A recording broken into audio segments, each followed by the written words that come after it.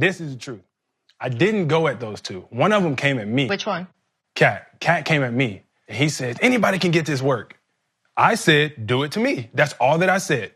I said, every time I get switched out onto you, you pass it. I'm not gonna say no names, but I'm gonna be honest. If your number one priority isn't winning and people can tell, that's the battle. Now there's a problem between people because that guy's number one priority is winning. And that guy's isn't. I wanna go far, there's no stopping. I see them watching, I see them hating. One day I swear I'ma be on the station. Mama, I gotta make moves. Jimmy Butler is one of my favorite players in today's NBA. I honestly believe he's a guy who's just cut from a different cloth. Meaning he's really not like the modern NBA players in a lot of ways. He wasn't a top recruit in college or high school. He didn't come into the NBA with a lot of expectations and hype around him. He wasn't all AAU and, all these suburban kids nowadays. No one in this man's life really gave him a chance. Not even his family. Everyone knows his story, or at least most people know his story. He was abandoned by his own family at age 13. I think his mom said something like, leave, I don't like to look at your face anymore, something like that. And he was abandoned, and he really just had to work his way up for every single thing he has. The crazy thing is, even when he got drafted, he wasn't really drafted to be the Jimmy Butler he is now. Coach Thibs just really liked him because this man was long, he was like lanky in a way, he played great defense, and he gave every single ounce of, effort in his body, because that's just basically all he knew. That's how he got there, because he never really had things given to him. I don't know too many basketball stars that went to a JUCO college before they even can get to a big school like Marquette. Like, this man played at a JUCO because he wasn't recruited in high school. I don't really know or really hear that too much in basketball. Sometimes in football, because there's so many positions, but basketball, you don't really hear that. I think it's like a less than 1% chance to make the league. So for him to go through the JUCO route and still make it, that's pretty damn incredible. But basically, Jimmy Butler was a late first-round pick, and he was really drafted to be that defensive guy, that stopper to complement Derrick Rose's playing style. But in the midst of Derrick Rose's injuries and all that stuff that he was battling, they noticed Jimmy Butler is the guy that can actually put the ball in the rim pretty great too. The man's scoring averages were consistently increasing, and this man was pretty much making a name for himself as an offensive player as well. He wasn't just a defensive, guy anymore. Kind of like Kawhi Leonard, because Kawhi Leonard had the same thing. He was really used defensively, really offensively. He was kind of a system player, but then he kind of grew into his own, and now he's one of the best offensive players in the league. Jimmy Butler had a similar route. Kind of sad for Jimmy Butler because he never really got to play with Derrick Rose, because Derrick Rose he had his injuries and stuff when Jimmy Butler really had his breakout seasons and stuff like that. So basically, after everyone left him, Joakim Noah, Carlos Boozer, Derrick Rose, Jimmy Butler was basically the clear star. He was a clear star, and they tried to surround him with one more big three. It was a disgusting fit with Rondo, Dwayne Wade, and Jimmy Butler, and it just didn't work out because it was a horrible match. Basically, that season, the Bulls struggled, and they struggled pretty consistently throughout the year. It was a pretty constant thing, and Jimmy Butler, him being the headstrong, hardworking guy that he is, he consistently questioned his teammates' desire to win this game because he was all in it to win, and he probably didn't feel like his teammates were pretty much reciprocating that same effort, so he was pretty frustrated, which, at the time I wasn't mad at him for, because basically his playing days in Chicago were coming to an end, and I wasn't mad at him. He wanted to win, and it wasn't a good fit, so he got traded to Minnesota, and practically the exact same thing happened. When he was with the Timberwolves, he got Coach Thibs once again.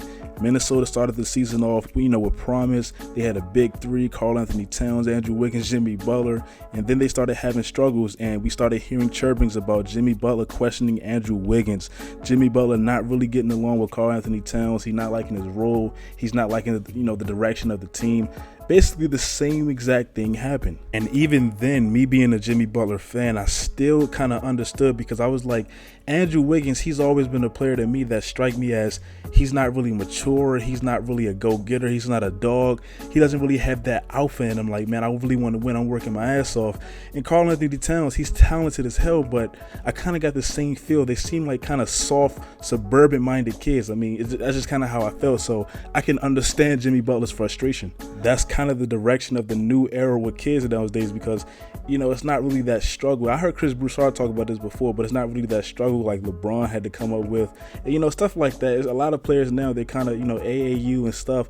So Jimmy Butler being a player that really comes from nothing and having to work his ass off for everything, he just couldn't adapt to it, and he was pretty frustrated with the teammates' desire. So like I said, I still understood that, but then he got traded to Philadelphia, and before he came to Philadelphia, Philly seemed like they were on a rise. I mean, trust the process. They made the playoffs last year. They won a series.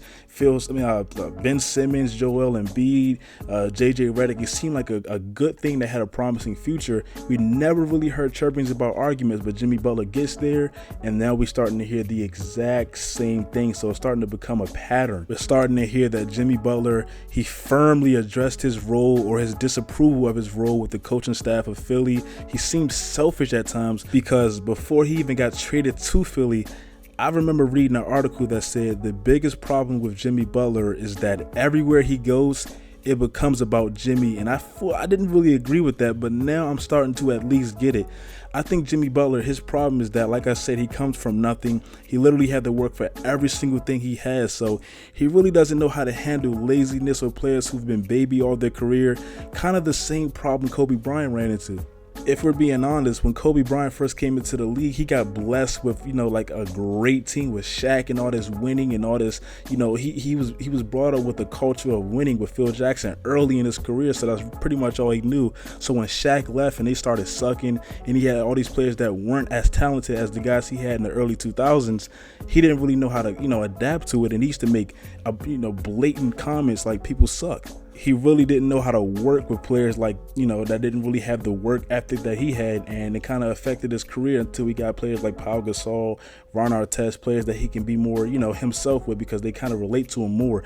So I think Jimmy Butler's kind of running into that same problem, that everywhere he goes, I feel like if they don't work as hard as him, or, you know, they don't have the same mindset he has, he kind of has that problem. And I didn't think he would have it with Philly, because I thought Ben Simmons and Joel Embiid, that was a perfect match, but apparently it's not. As much as I like Jimmy Butler, I can't turn a blind eye to this being a reoccurring thing. So I have to be honest.